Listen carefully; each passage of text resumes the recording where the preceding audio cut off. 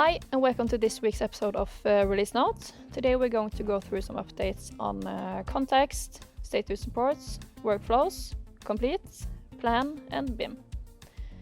So in the context functionality, which was updated and introduced in last week's release, we have done some adjustment on the terms, where the org unit that you have here on the right is now called home org unit. Which is what you have chosen to be your home org unit.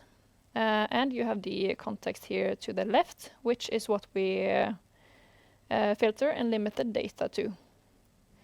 In status reports, we have added a new column for description into the article list inside the status report, which can be found here by clicking the three dots that now shows predefined elements that can be added.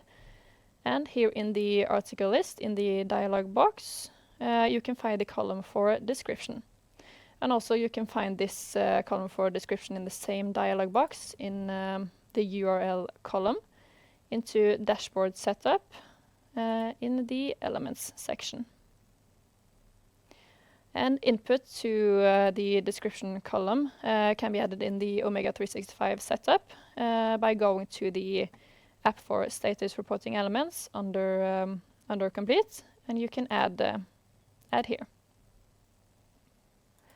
Into workflow processes, and to get more consistent use of the different step names that has been set up for the workflow process, it is now added a new column for name with predefined values, which then can be defined here in the Omega 365 setup under step names and to workflow. In complete and into object details, documents that are obsolete now have a strike through to show that they have a status obsolete. So it is now easier to differ between the documents in the list and to see if they are obsolete or not. In plan, we have added the option to open or navigate to successors or predecessors in via the activity detail and in the tab for predecessors or successors. So you can choose to open in activity details, or you can go to in the Gantt view, as you can see here.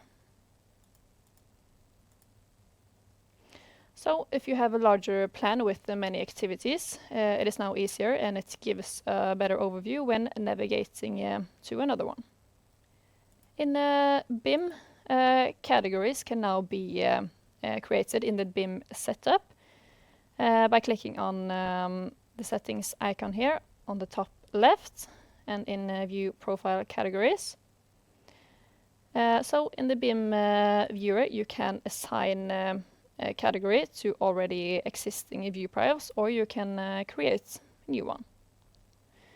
So the view profiles will be grouped based on the category when you view them.